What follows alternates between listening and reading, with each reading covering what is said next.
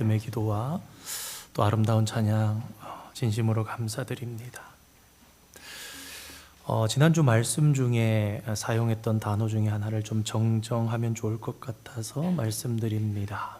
일화를 소개하면서 사용했던 정신지체라는 단어는 오늘날에는 혹 부정적으로 혹 차별적 의미로 여겨질 수 있어서 지적 장애라는 단어로 사용하기를 권장하고 있다고 합니다. 지적 장애라는 단어로 정정하려고 합니다. 이해해 주시기를 바랍니다. 오늘은 5월 첫 번째 주일, 그러면서 또 어린이 주일입니다. 매년 그럴 수는 없지만 올해는 어린이 주일을 맞으면서 기억해야 할 말씀으로 함께 잠시 말씀을 나누려 합니다. 2000년 전 당시 사람들에게는 아이들은 늘 이렇게 사랑스럽고 사랑을 베풀 수 있고 그런 환경은 아니었던 것 같습니다. 많은 시간 속에 아이들을 무시하기도 하고 아이들의 참여가 제한적이기도 했던, 사실 한 100년 전만 해도 그렇지 않습니까?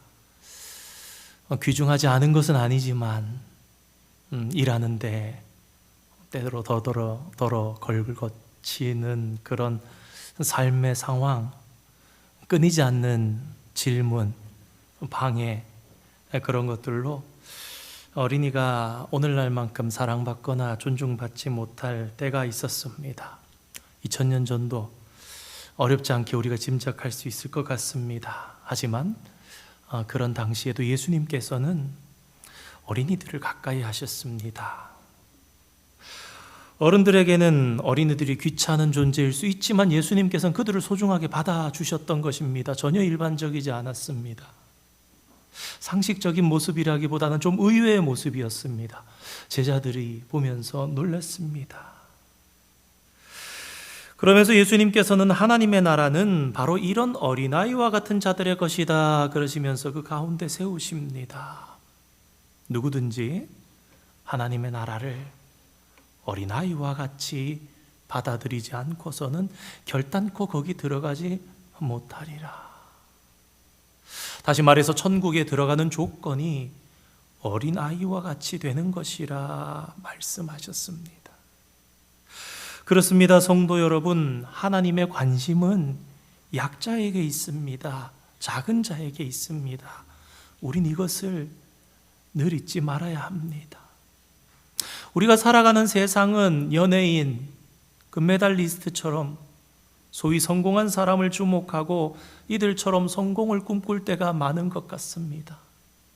한 번은 그런 일화가 미디어에 나온 적이 있었습니다. 금메달을 딴 올림픽 스타인데 은메달을 딴 스타와 비교한다고 기분이 좋지 않다라는 그런 표현이 한번 나온 적이 있었습니다. 그야말로 1등만 기억하는 세상입니다. 그러나 하나님께서는 어린아이, 가난한 사람, 병든 사람, 유약한 자에게 관심을 가지고 바라보십니다. 오늘 성경 봉독 중에도 있었지만 하나님이 바라보시는 곳, 여호와의 시선이 머무는 곳은 복된 곳입니다. 우리 민수기 6장 25절 26절 말씀 함께 한번 읽어보겠습니다. 여호와는 그의 얼굴을 내게 비추사 은혜 베푸시기를 원하며 여호와는 그 얼굴을 내게로 향하여 드사 평강 주시기를 원하노라 할지니라 하라. 아멘. 아론에게 제사장으로 백성들을 축복할 것을 그러면서 빼지 않은 것이 그의 얼굴입니다. 하나님이 바라보시는 곳, 하나님께서 얼굴을 향하시는 곳, 하나님께서 관심을 가지시고 시선을 주는 사람이 복 있는 사람입니다. 우리는 남향집을 한국 사람들 좋아하죠. 햇살이 가득하고 양지 바른 곳이 살기 좋다 그렇게 말합니다. 비슷하게 하나님께서 얼굴을 향하시고 비추실 때에 복이 되는 것입니다. 예수님께서 이 땅에 계실 때에 세리와 창기를 가까이 하셨습니다. 가난한 자와 병든 자를 돌아보셨습니다. 고아와 과부와 함께 친근하게 지내셨고 그들의 아픔에 함께 눈물을 흘리셨고 그들의 마음을 어루만지기를 기뻐하셨습니다. 가난한 자, 병든 자들에게는 절박함이 있습니다. 오늘 함께 본 누가복음 18장 처음 시작하는 부분을 보면 한 과부의 기도가 나오는데 그 과부의 기도가 보이는 특징 중에 한 가지도 절박함입니다. 남편이 없었던, 가진 것도 없고 힘도 없었던 어느 과부가 한 맺힌 기도를 합니다. 애절함으로 부르는 찬송이 하늘에 사무치고 간절히 올려드리는 기도가 주님께 상달되어 하나님께서 감동받으실 때 어떻게 됩니까? 기적이 나타납니다. 마찬가지로 어린아이는 스스로 무엇을 할 능력이 없습니다. 그러니 어떻게 합니까? 부모만 바라봅니다. 그렇잖아요. 우리 자녀들이 어릴 때 어디를 바라봅니까? 옆집 아저씨 바라보는 거 아니잖아요. 누가 나의 소원을 이루어 줄 것인가? 부모님만 바라보면서 부모님만 전적으로 의존할 수밖에 없습니다. 아주 작은 아이들을 보면요, 엄마가 자기 눈에 보이는 곳에 있으면 아주 신나게 놉니다. 엄마가 자기 눈에 안 보이면은 두리번 살피다 진짜 없으면, 찾아도 없는 것 같으면 자지러지게 우는 모습을 덜어봅니다. 그러니 작은 자, 약한 자, 가난한 자는 하나님을 절대적으로 필요로 하고 절박함으로 하나님의 보좌 앞에 나갑니다. 왜 그렇습니까? 다른 곳이 없기 때문에. 바라볼 사람이, 도와줄 사람이, 의존할 사람이 없기 때문에 하늘을 향해서, 하나님을 향해서 절박함으로 두드리며 나아갑니다. 하나님께서는 두드리는 자에게 열어주시고 찾는 자를 만나주시며 사모하는 자를 흡족하게 하십니다. 세상적으로 볼 때 어린이는 비록 힘이 없고 연약하지만 그러나 귀중한 사실이 있습니다. 하나님의 사랑받는 자녀들입니다. 모든 사람은 하나님의 형상으로 지음받은 존귀한 존재입니다. 작은 소자 한 명이라도 다음 세대의 위대한 사역을 감당할 잠재력을 갖추고 있는 존재라는 사실을 기억하시면서 우리는 이러한 자들을 함부로 대해서는 안 되겠습니다. 그 아이 한 명이 모세라면, 그 아이 한 명이 여호수아라면, 그 아이 한 명이 다니엘이라면, 생각하면서 그런 마음을 또 먹어봤습니다.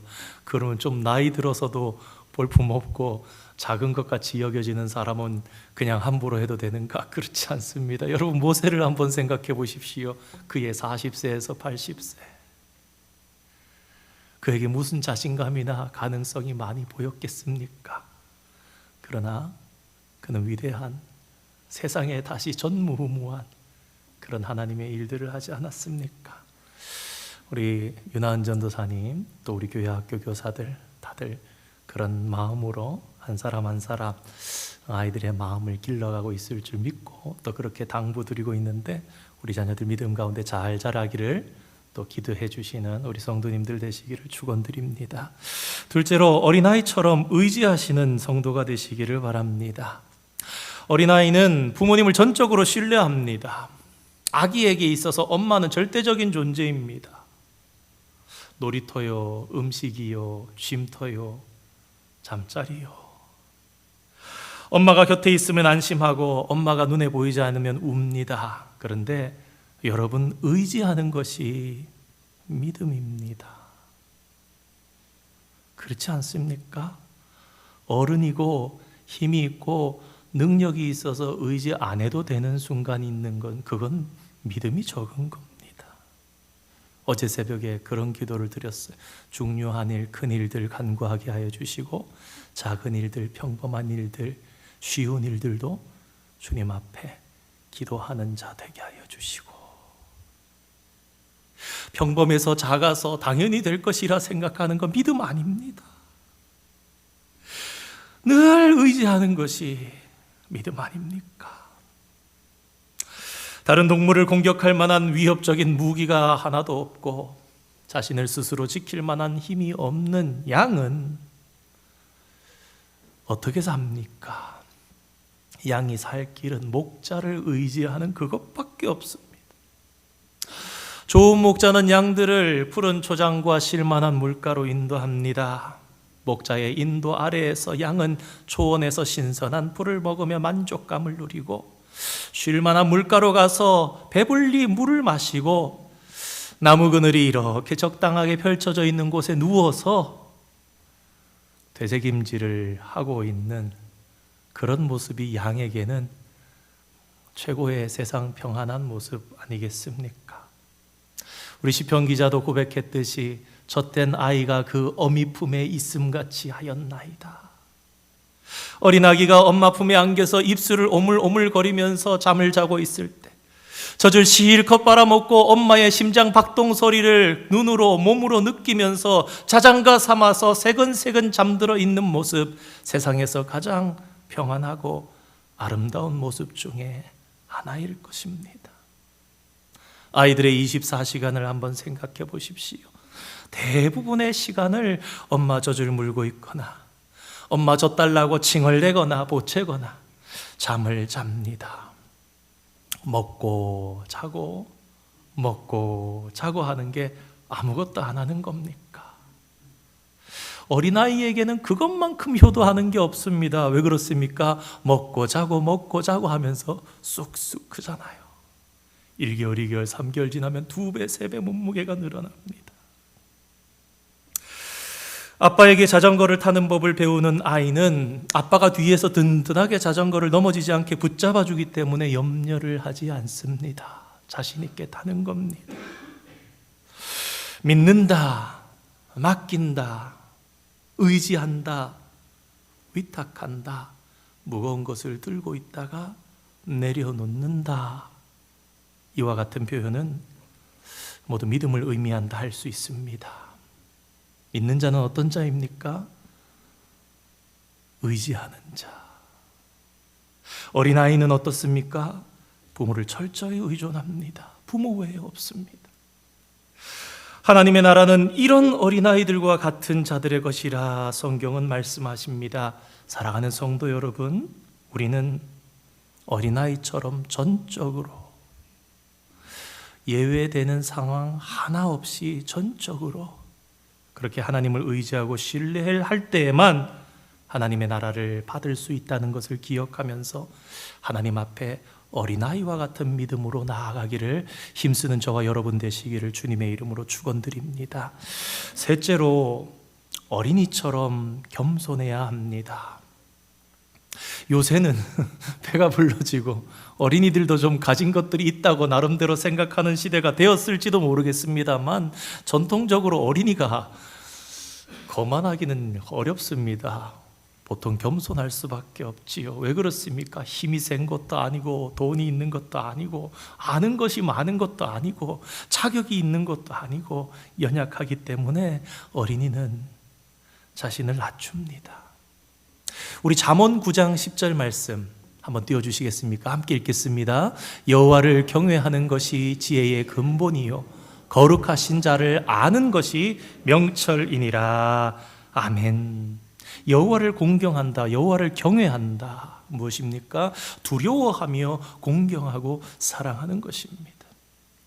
어린이는 부모에게 두 가지 모두를 가지고 있습니다. 긴장감과 기대감. 그래서 부모의 말을 듣고 순종합니다. 그렇지만 때때로 성장하고 머리가 큰 자식은 부모의 말을 거역하기도 합니다. 우리 요한계시록 2장 5절 말씀 한번 띄워주시기 바랍니다. 함께 읽겠습니다. 그러므로 어디서 떨어졌는지를 생각하고 회개하여 처음 행위를 가지라. 만일 그러하지 아니하고 회개하지 아니하면 내가 내게 가서 내 촛대를 그 자리에서 옮기리라. 아멘. 개구리 올챙이적 시절 모른다고 합니다. 자기가 누구인지. 예수님께서 주신 요한계시록의 교회를 향해서 주신 귀중한 말씀입니다. 너의 첫사랑을 잃어버렸느냐? 네가 어디서부터 떨어졌는지 보라는 것입니다. 첫사랑은 순수합니다. 이해 타산과 저의가 없는 순수한 마음의 흐름이 첫사랑입니다. 왜 사람이 간혹 늙어서도 동심으로 돌아가고 싶다, 그때가 참 좋았는데, 그렇게 생각할 때가 있습니까? 순수하고 깨끗했었기 때문입니다. 살다 보니 그때와 달라진 나를 발견하면서 그때는 안 그랬는데, 그땐 참 순수했는데, 착한 아이였는데. 그래서 사람들은 때때로 동심의 세계로 돌아가고자 하는 것 같습니다.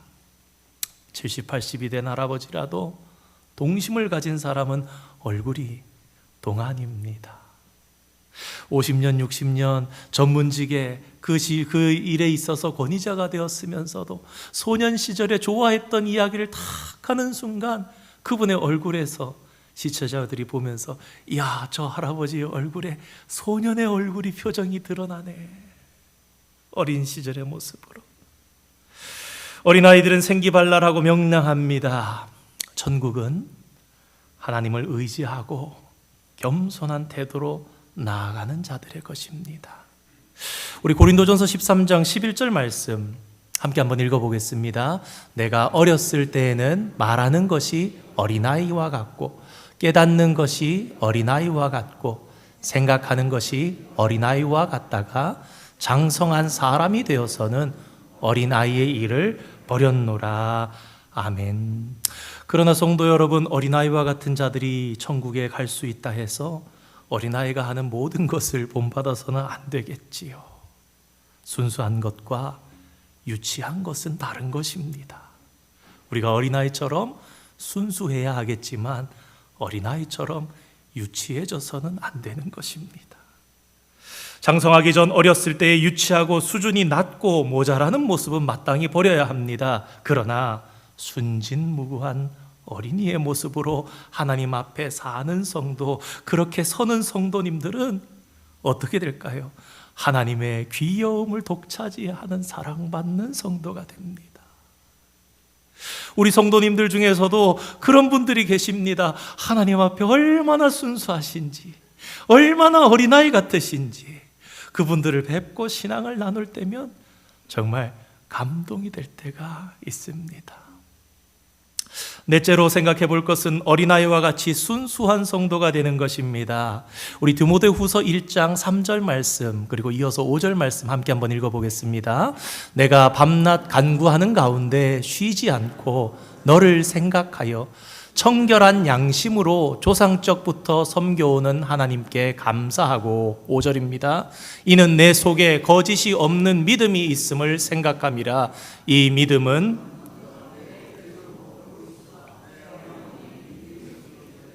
내 속에도 있는 줄을 확신하노라. 아멘. 디모데 전후서, 바울이 자신의 후배 목회자인 디모데에게 목회자로서 힘을 내고 목회자로서의 덕을 알려주기 위해서 교회 세웠던 에베소 교회의 후임자로 남겨둔 디모데에게 쓴 편지입니다. 그런데 어떻게 생각하면 디모데가 모든 것을 다 잘했던 것은 아닙니다. 부족함도 더러 많이 있었습니다. 그런데 그런 그가 어떻게 믿음의 아들 바울로부터 바울의 후계자가 될 수 있었는가? 그 비밀이 바로 방금 읽은 디모데후서 1장 3절과 5절 말씀에 들어 있습니다. 무엇입니까? 청결한 양심, 그리고 5절 말씀에 나오는 거짓이 없는 믿음. 더러 부족한 것들도 많이 있었던 그가 사도 바울의 후계자, 믿음의 아들이 되게 했던 중요한 요인이 바로 이 두 가지였습니다. 여러분, 그렇지 않습니까? 순수한 사람은 사심이나 나쁜 저희가 없기 때문에 성령을 근심하게 하지 아니하고 성령을 회방하지 않습니다. 그래서 그런 사람들을 보면 성령님께서 무시로 역사하는 경우가 많이 있는 것을 봅니다.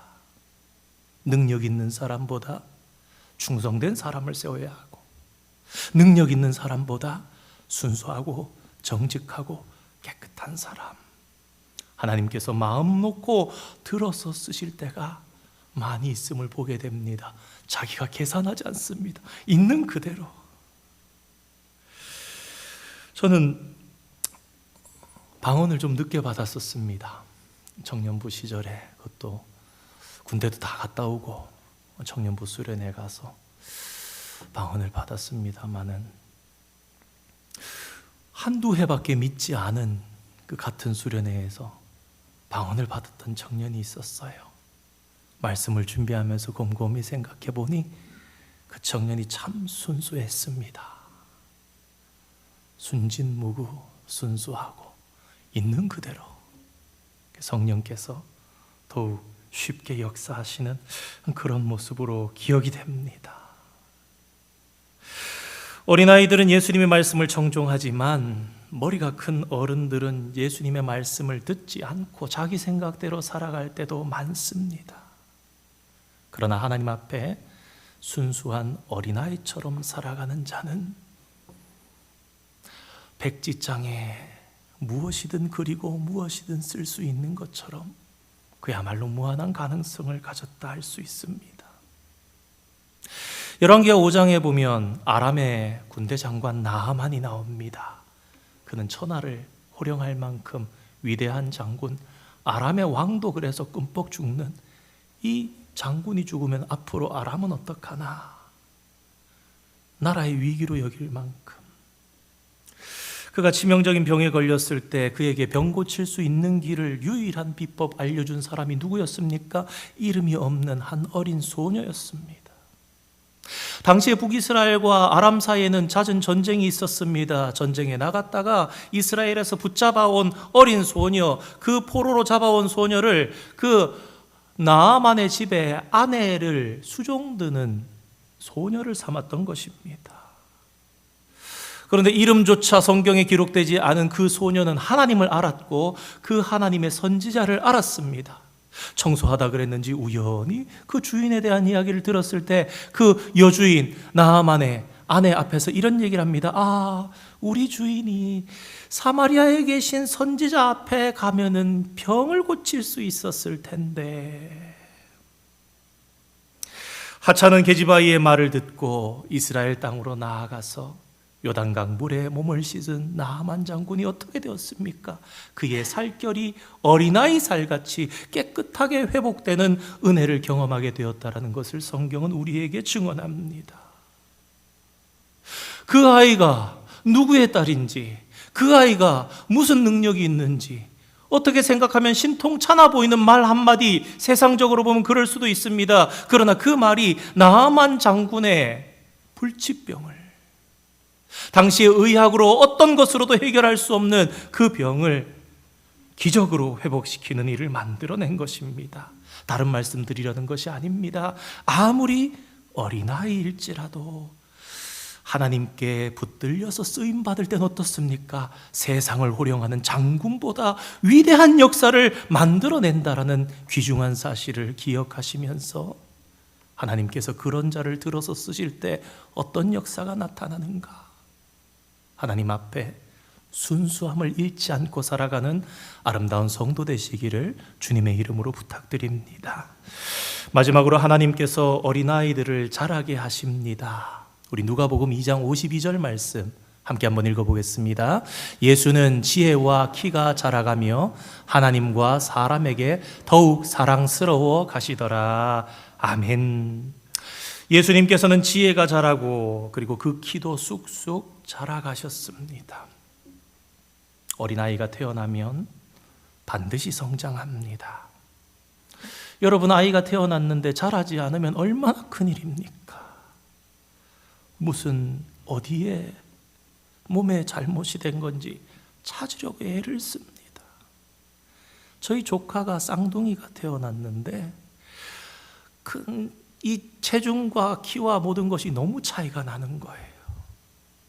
그래서 이 아이가 몸이 약한가, 이제 올해 초등학교 둘이 들어갔는데 아직도 10cm 이상 차이가 납니다.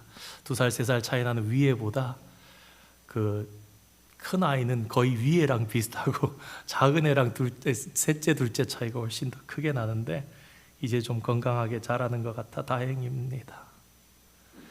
아이가 안 자라면 얼마나 기도하고 병원도 찾아다니고 애를 쓰겠습니까? 정원에 나무 한 그루를 심어도 어떻습니까? 반드시 자랍니다. 나무를 심었는데 자라지 않으면요, 병이 걸렸거나 땅에 이상이 있거나 무언가 이상이 있는 것입니다. 생명이 자라간다는 것이 얼마나 신기한 일입니까? 아이가 갓 태어났을 때는 아무것도 할 수 없습니다. 그냥 두면 살 수가 있습니까? 하지만 그 아이가 자라면 어떻게 됩니까? 능력 있는 어른이 됩니다. 우리가 그런 얘기를 하죠. 오랜만에 친구 만나면 야, 자식 농사 잘 지어놨네. 그럼 뭡니까? 건장하고 능력 있게 잘 키워놨다는 거죠. 조그만 씨앗을 심어 놓으면 움이 돋고 싹이 트고 곧 이파리가 나옵니다. 시간이 지나면 생육하고 번성해서 줄기가 튼튼하게 서고, 처음에는 나무를 옆에다가 박아가지고 줄로 묶어가지고 앞뒤 좌우로 흔들리지 않도록 그렇지만 몇 년이 지나면 심지가 굳어져서 줄기가 튼튼해져서 섭니다. 사방으로 가지가 나고 꽃이 피고 열매가 맺힙니다. 예수님께서도 하나님과 사람들 앞에 더욱 사랑스러워 가셨습니다. 마찬가지로 사람도 자라고 익어간다라는 것입니다. 우리의 마음도 자라고 우리의 사랑도 자라는 것입니다. 세월이 흘러갈수록 추해지는 것이 아니라, 추해질 수 없다는 것이 아니고 추해지는 것이 아니라 하나님과 사람 앞에 더욱 사랑스러워 가야 하는 것이 성도임을 생각해 보게 됩니다. 시편 92편 12절, 13절, 14절 말씀 우리 함께 그 뜻을 생각하면서 천천히 한번 읽어보겠습니다. 의인은 종려나무같이 번성하며 레바논의 백향목같이 성장하리로다. 이는 여호와의 집에 심겼으며 우리 하나님의 뜰 안에서 번성하리로다. 그는 늙어도 여전히 결실하며 진액이 풍족하고 빛이 청청하니. 아멘. 성경은 우리를 향해서 종려나무와 백향목이 하늘을 향해서 곧고 높이 자라고 사방팔방으로 균형 있게 가지가 뻗어가는 모습이 마치 의인의 모습과 비슷하다, 그렇게 비유하였습니다. 의인은 종려나무같이 레바논의 백향목 나무같이 높이 우뚝 자라며 넓게 가지를 뻗칩니다. 이것이 무엇을 의미하는 말씀입니까? 한 사람의 의인이 미치는 영향력이 대단히 크다라는 것입니다.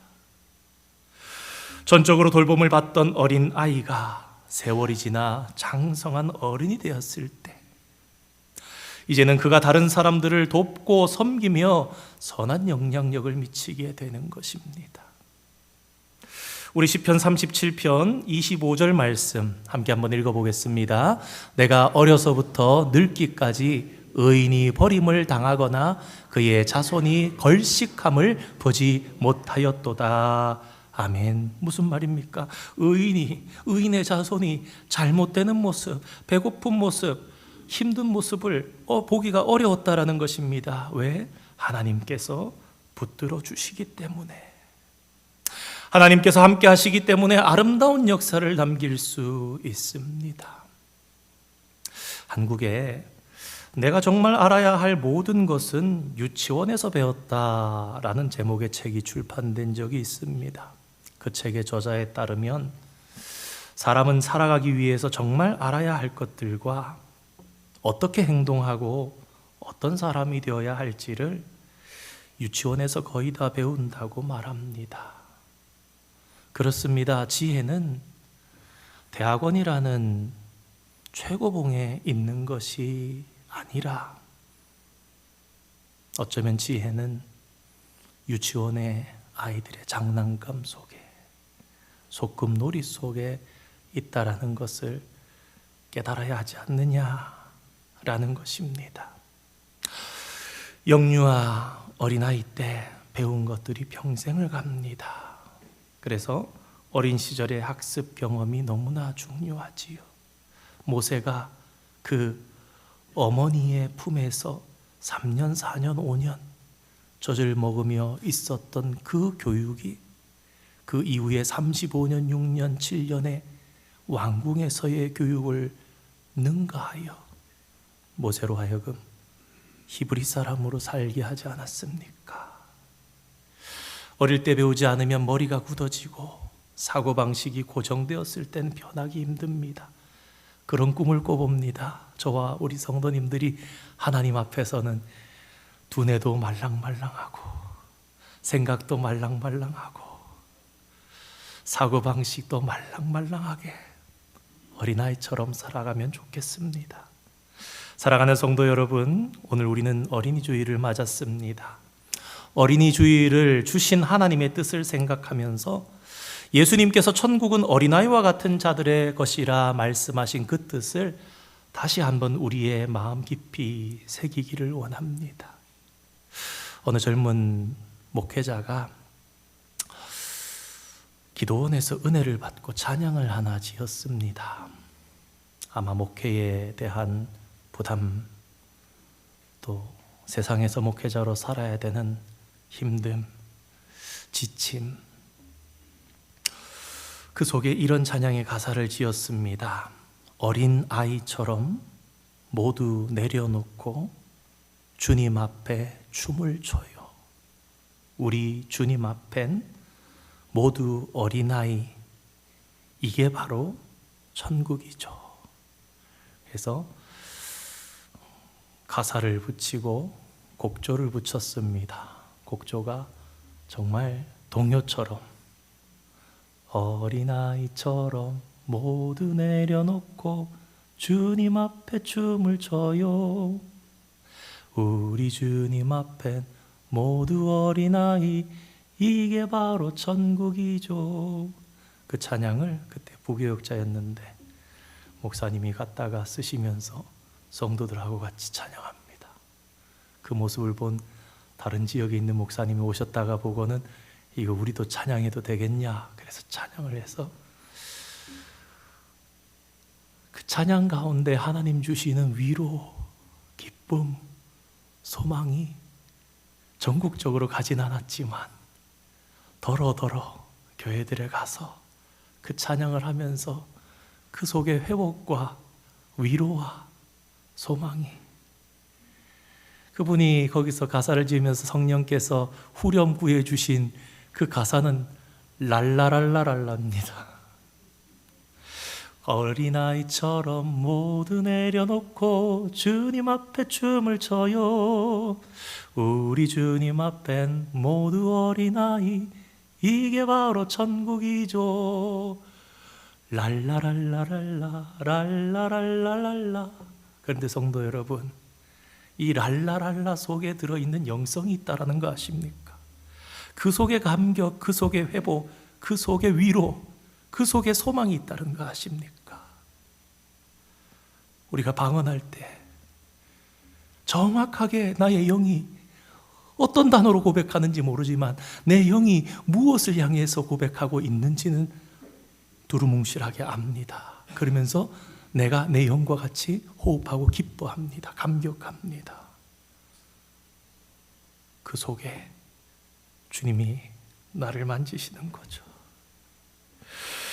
주님이 오늘 우리에게 말씀하십니다. 주님이 오늘 우리에게 도전하십니다. 어린아이 같이 되라. 어린아이와 같은 자들의 것이다. 우리 오늘 말씀 정리하면서 마치겠습니다. 어린아이와 같은 약자에게 관심이 많으신 하나님, 그 하나님처럼 나도 약자를 돕는 성도, 그리고 또한 내가 언제나 하나님 앞에 약자임을 아는 성도, 어린아이가 항상 부모님을 의지하는 것처럼 항상 하나님만 늘 의지하는 성도, 겸손한 성도, 순수한 성도, 자라가는 성도 되기를 원합니다. 바로 이러한 자가 천국에 들어간다는 사실을 다시금 기억하면서 하나님 앞에서 어린아이 같은 모습으로 그렇게 신앙생활하는, 그렇게 행복한 신앙생활을 하시는 저 여러분 되실 수 있기를 주님의 이름으로 축원드립니다. 함께 기도하겠습니다.